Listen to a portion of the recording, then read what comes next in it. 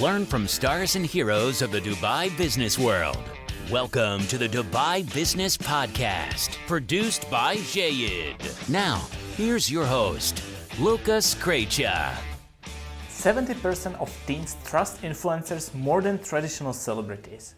40% of them say their favorite YouTuber understands them better than their own friends. And 86% of women use social media for purchasing advice. These are just some of the numbers proving that influencer marketing is no more just a buzzword.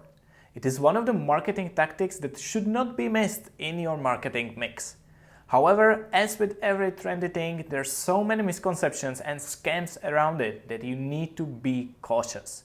That's why we're speaking today with one of the biggest experts in the UAE when it comes to influencer marketing. Feras Arafe founded influencers.ae back in 2015, and he is also founder of Expin.com, influencer barter platform that already helped more than 350 brands connecting with their influencers. Feras, thank you very much for joining Dubai Business Podcast. Glad to have you here. Thank you for having me.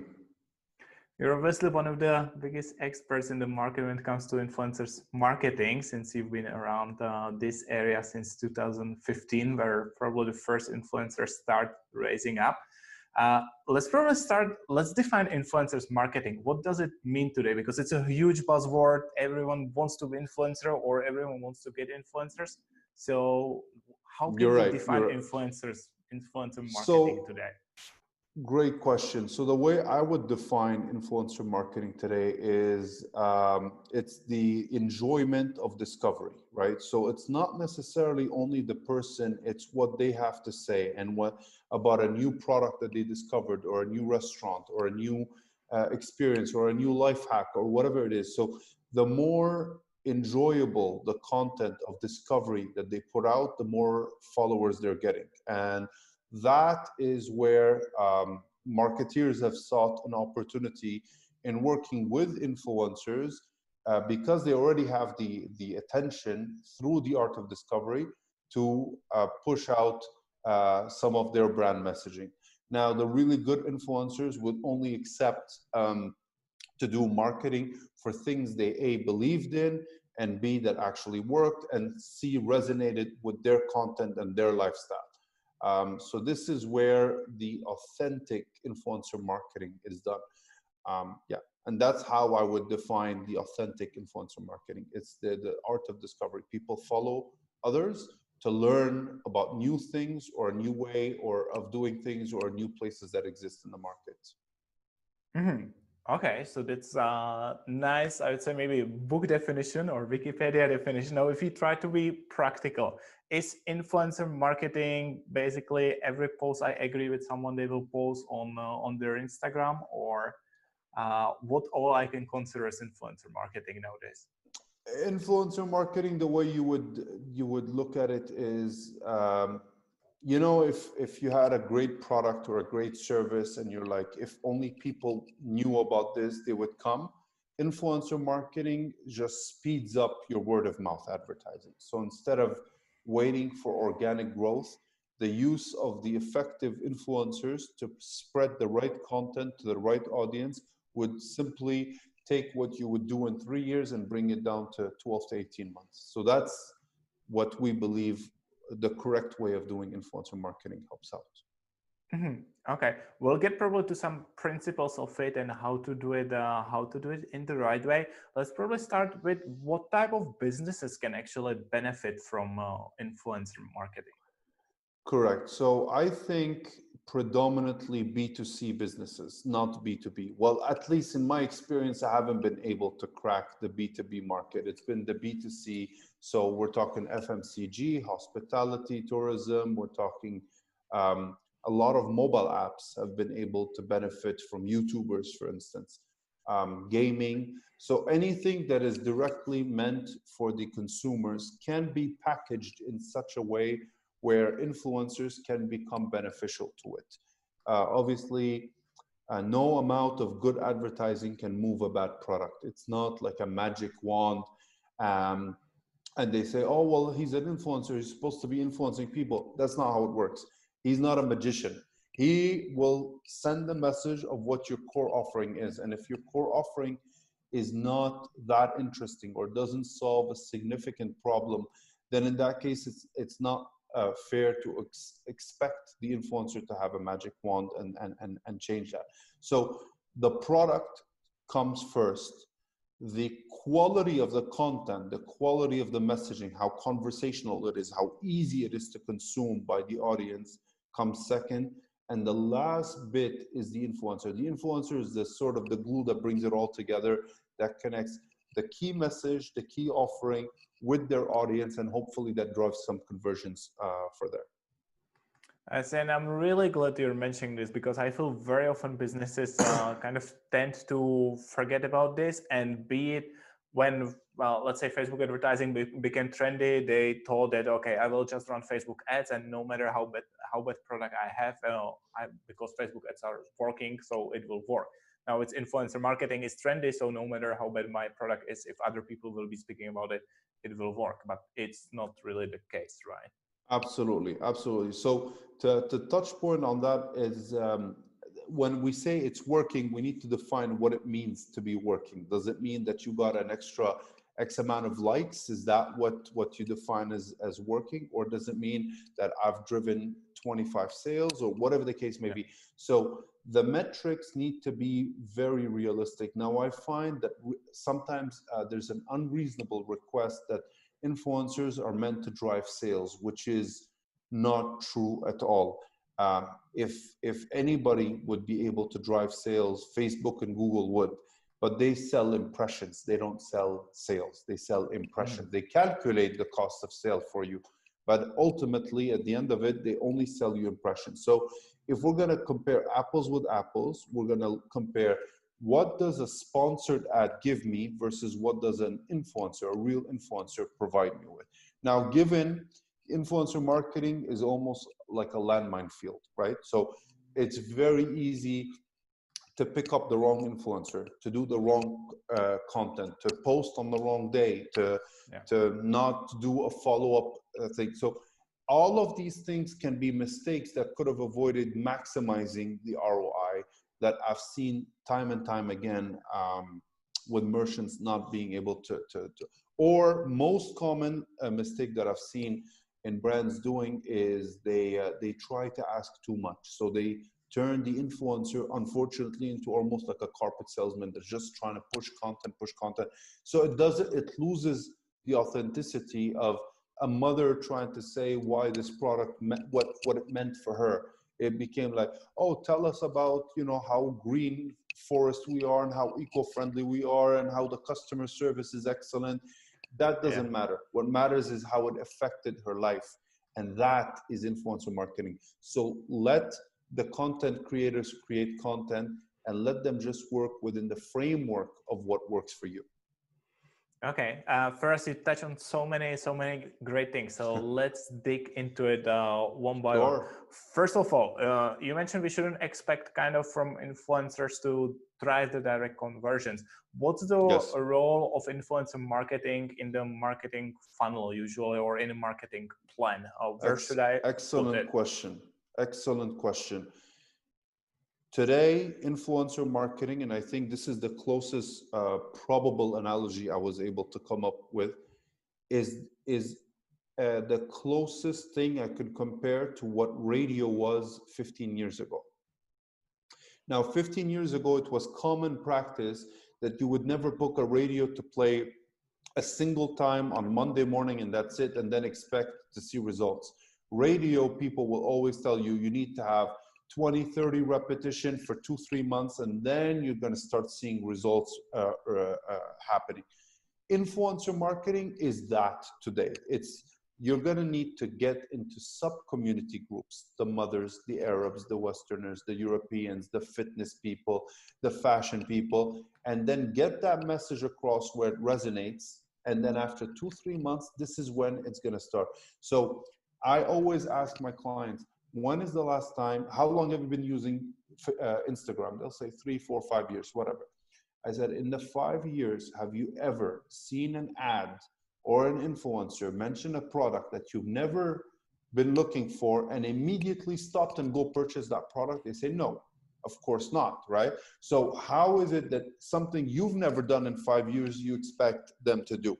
So what we say is, I will tell you about this new sushi restaurant, and you will start hearing about it from one influencer after another after another. And then when there's an opportunity, you have free time, and there's a will, you feel like sushi, the first place that comes to mind is that place that everybody's been talking about. That is influencer marketing. Now, it is impossible, not difficult, it is impossible to track that you went to that restaurant based on these 5 or 6 or 7 influencers that you've seen, but you did hear about it from them. So this is where we don't believe in doing one-to-one influencers. So oftentimes merchants say, can we give influencers a unique code? And whoever uses that code, it doesn't work. We tried with 100 influencers and each one had its code. Nobody would remember the code. However, we redid the exact same exercise and we had all 100 influencers use the same code, which was Expin 20. That Expin 20 started going viral, where everybody was using it with their friends and people were starting to redeem this code. And this is where you know that not only did we reach the audience, potential customers, we also reach their friends with this particular code. Okay, so are we maybe over-engineering it as marketers, that we want to approach it the same way we are approaching the performance marketing channels such as Google ads or Facebook ads, and we're trying to measure the performance of every single influencer and its impact on our conversion?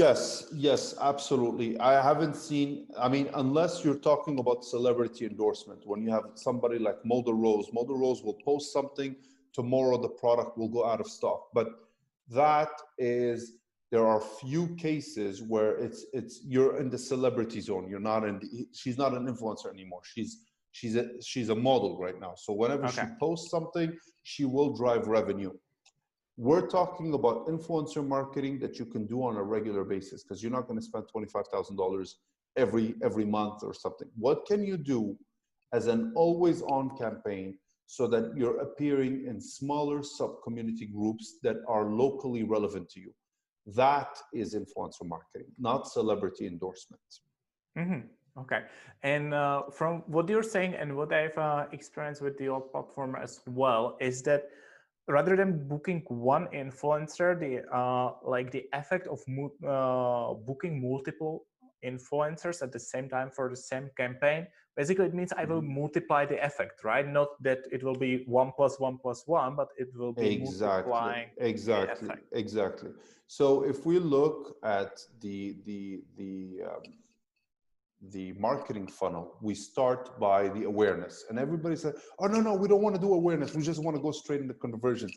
That's what everybody wants to do, but we do awareness because people don't buy immediately until they find out about the brand, then they consider the brand, then they opt in to purchase the product. So the awareness part is where if you do one influencer a month, it's not enough repetition to stick in people's mind. When you do it significantly enough to be memorable, this is where it becomes, I'll give you an example of a brunch, right? So people go there, the food is fantastic, and then they say it's only 99 dirhams. Like the offer is phenomenal until the end of the month. When you feel like a brunch, probably if the place is nice, the price is nice, chances are you're more likely to go there, right? The exact same thing happens, but if one influencer went, I don't even think you'll remember it. Yeah. Our attention span is so small that we're just flipping. So in that flip, you need to come back time and time again. This is why we also tell our merchants, don't engage with an influencer one time. Do remarketing with influencers. So the ones that got you the best impressions, the best swipe ups, the best sticker taps, bring them again. Create that bond between you and the influencer and build that relationship. They'll love it, they'll love you, and those are the ones that are going to drive you business ultimately. Yeah, I think you're touching on the right point that still as a marketers, very often we feel that, okay, I will show the ad, user will go and buy, or that there needs It's to not be true. three touch points, right? But we know from, and researchers are very clear about this, that nowadays we need 40, 50 touch points. And the more expensive the product 100%. is, the more touch points we need with the brand. Absolutely. Absolutely. It's not a spur of the moment sort of purchase to be able to say, hey, I'm just going to grab a burger. And the more expensive the product is, the more they need to have an online presence as well as an offline. So I'll take an example. When Dyson came out, they use a lot of on the road, but they also went massive with influencers. So when you were driving to work, you saw their ads on the highway, but Yeah. also when you were on Instagram, you also saw your ads. So the more expensive the product is, the more you need to be visible on both channels, online and offline. Absolutely, absolutely. First, you were mentioning few kind of best practices or mistakes which were happening. Yeah, First thing I noted down was that you mentioned for a second time kind of the follow up or remarketing with the influencer. Let's correct. dig deeper into that. What do you mean by that?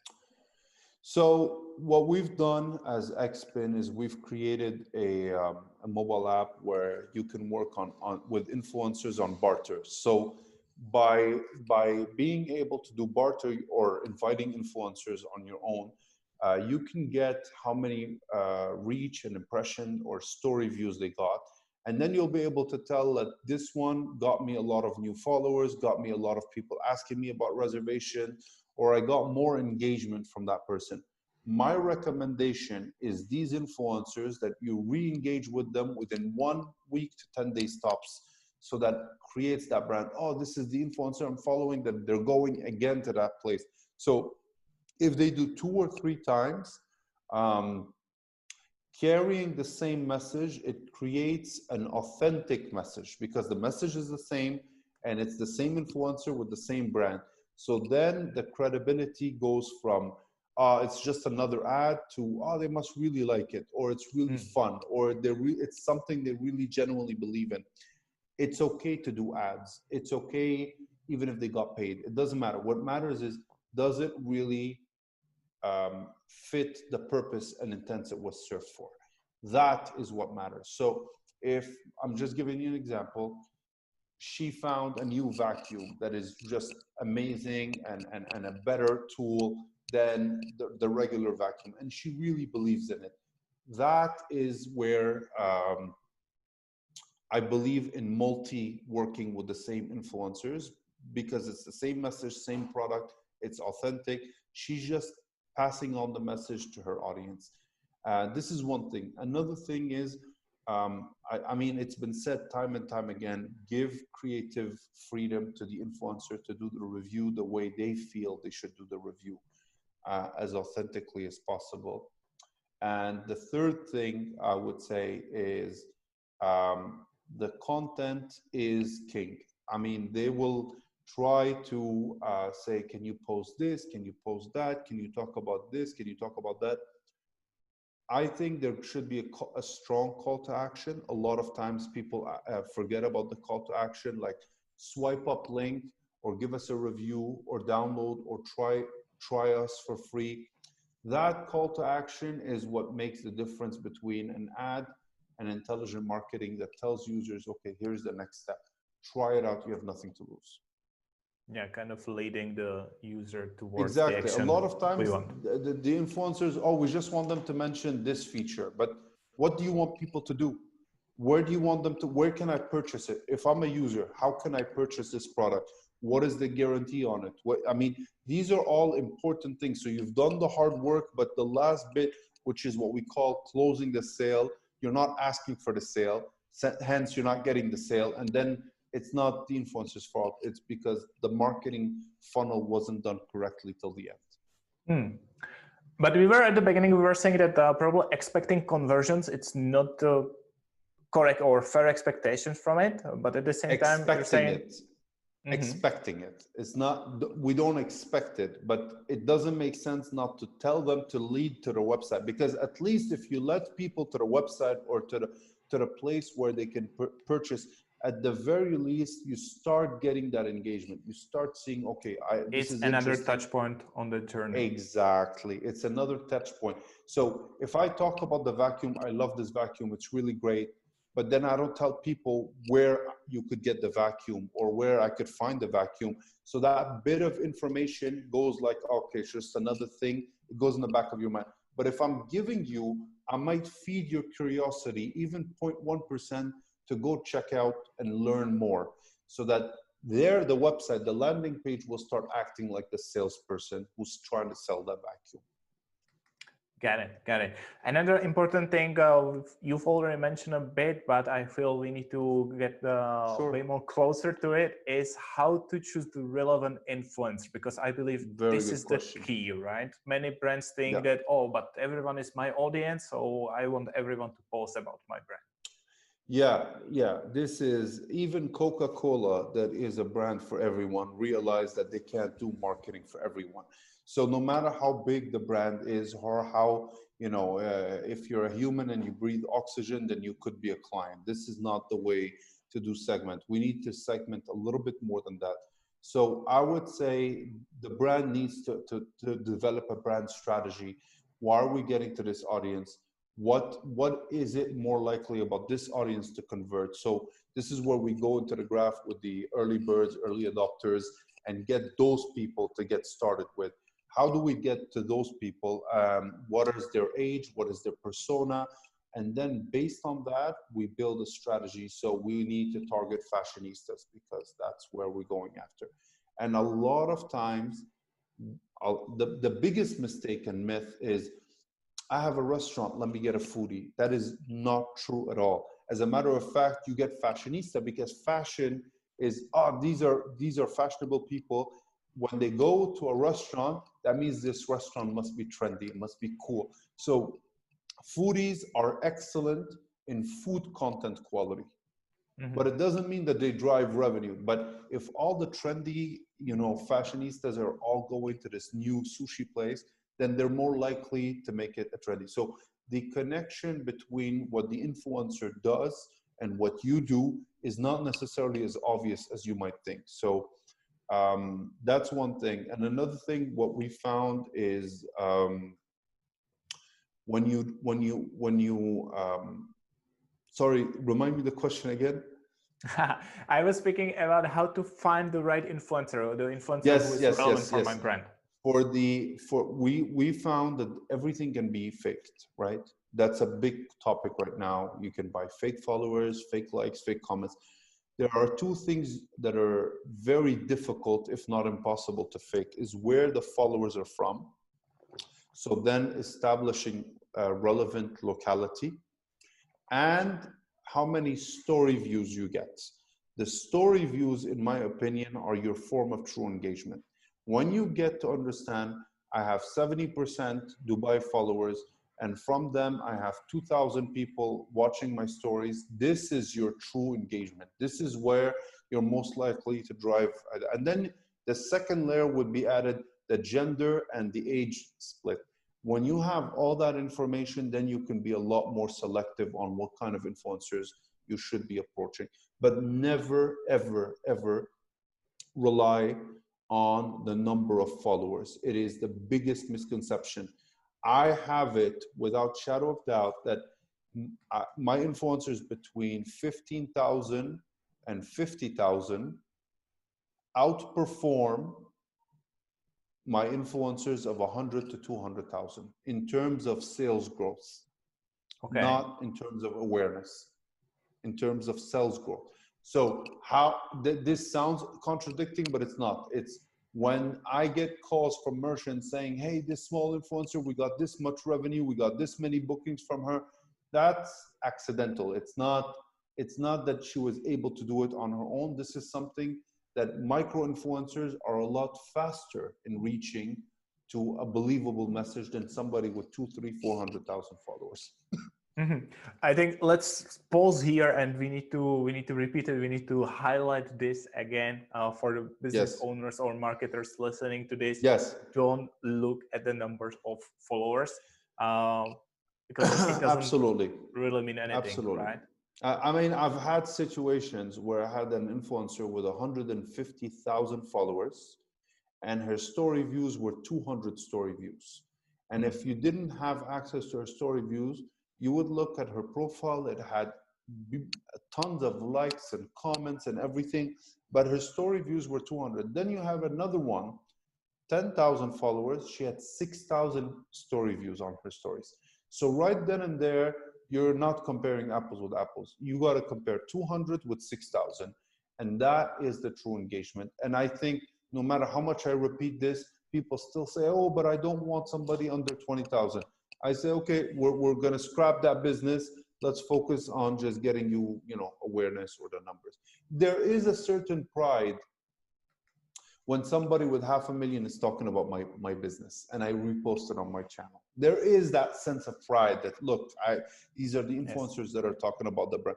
But it doesn't, that's all it does. It doesn't necessarily drive revenue. So what I recommend is always go on the pyramid scheme. Pyramid scheme is where you get the big ones, a few of the middle ones, and a lot of the small ones. These ones will create more content, will drive more results, but the big ones will establish a real credibility. Like I have this influencer of 1 million.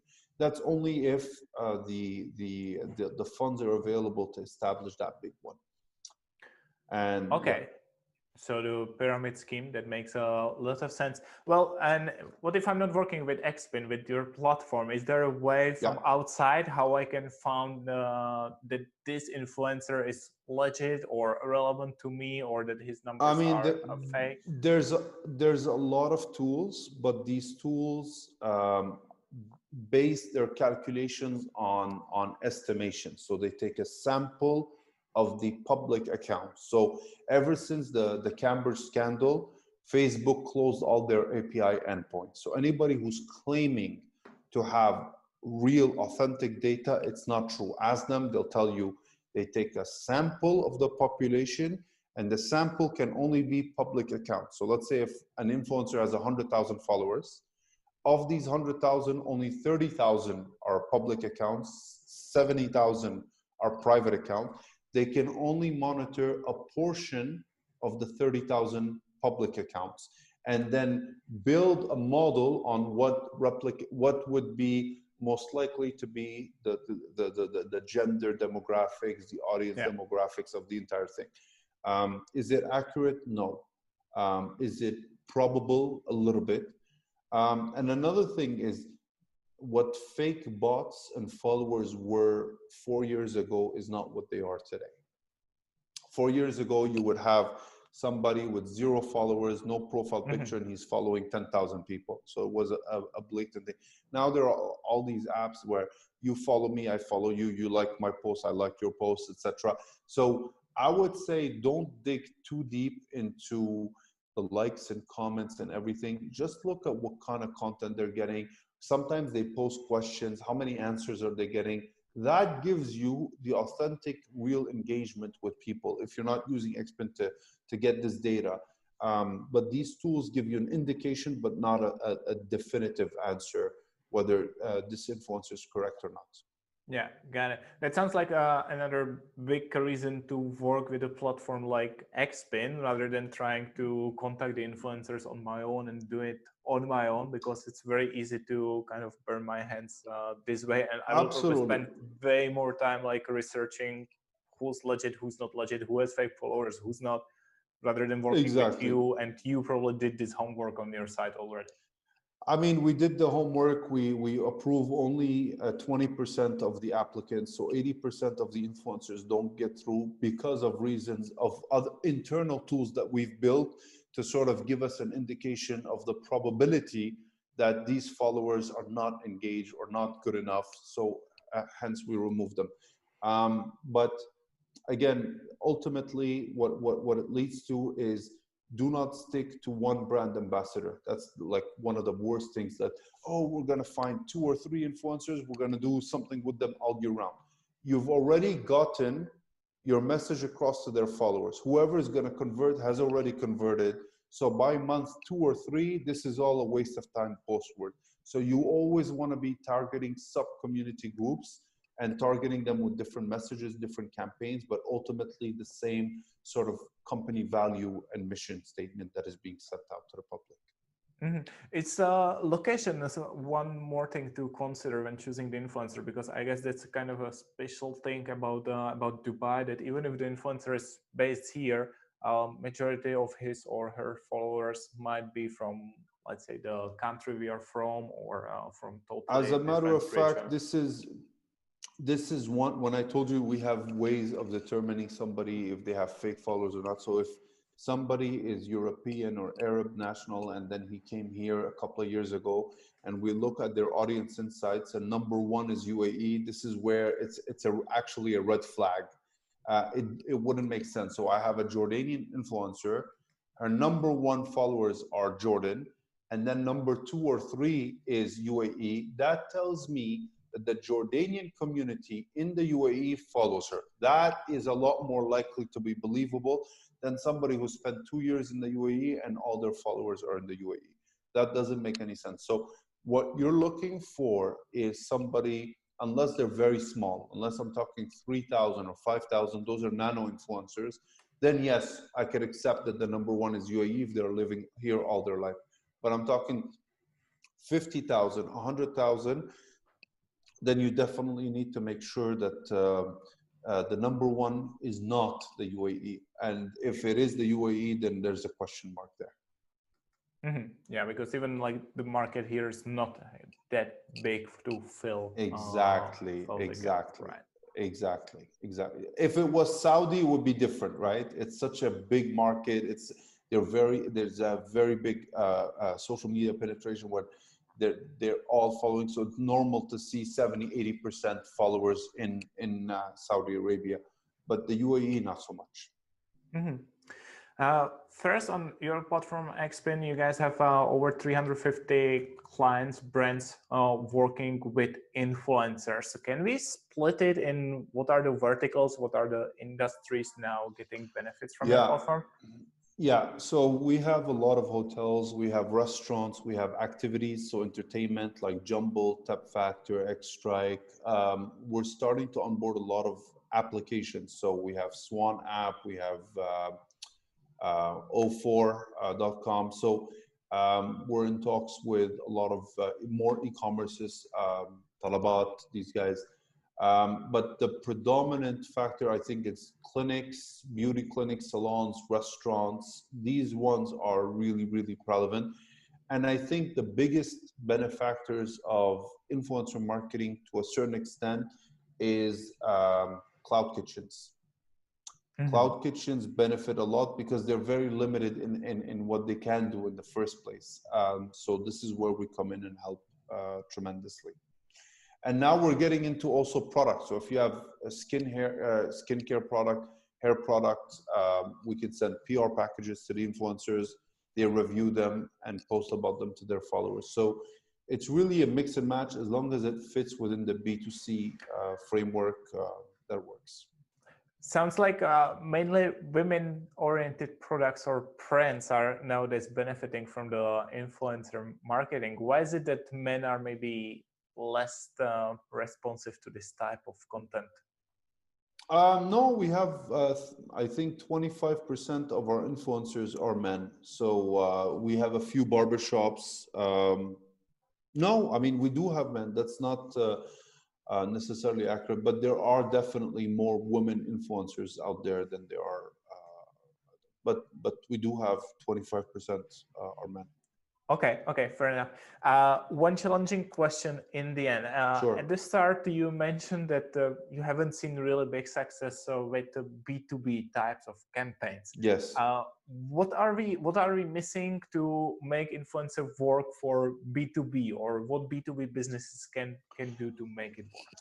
I think Instagram inherently is an entertainment platform, right? So you sit on it, you chill, you watch things you want to watch to relax. So business to business, I just don't know how we can have somebody talk about oil and gas and become an influencer and be entertaining at the same time that I would electively choose to follow him, or somebody who's going to talk about finance. So An influencer in finance could be the CFO of Nestle, for instance, right? So I don't think that person is going to be receiving funds to do advertising. This guy will go in talks and he will state his opinion and walk away, but he's not necessarily going to be engaged by other brands to say certain things that may or may not fit what he believes in.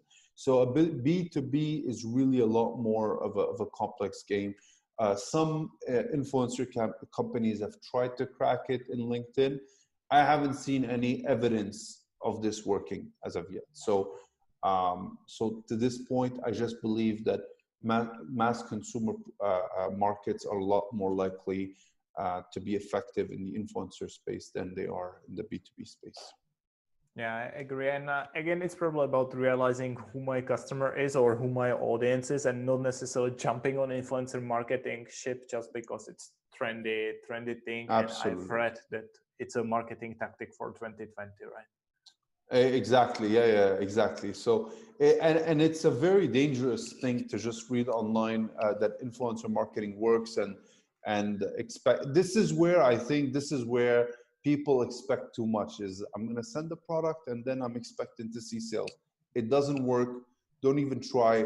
Keep it for yourself.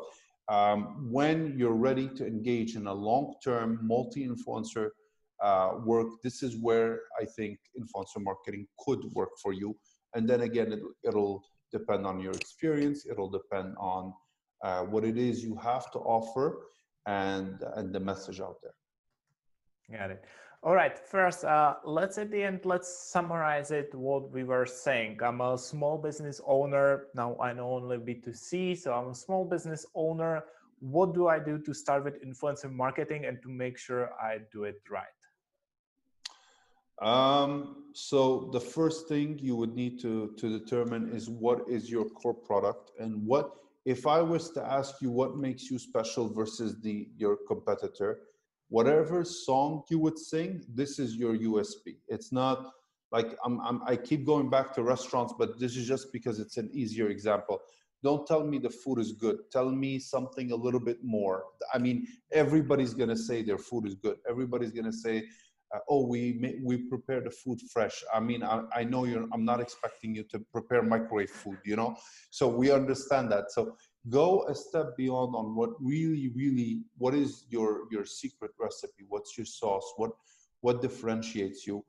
And then build that. Who would care about that? Who is your ultimate target audience?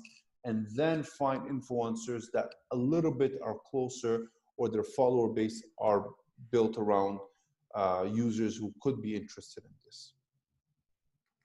And don't try to target people on their ability to pay. There's no platform on the planet that's able to tell you, oh, these are people who can afford it and these are people who can't afford it. It just doesn't work. Focus on getting the message out there, and then word of mouth will take its toll. Perfect. I think that's a nice way how to end it. Feras, thank you very much for all the tips and sharing it with us. My pleasure. Thank you so much for having me. This was the Dubai Business Podcast, produced by Jayed. Follow us on your favorite podcast platform and on social media at jayid.co/podcast. That's JAYID.co/podcast.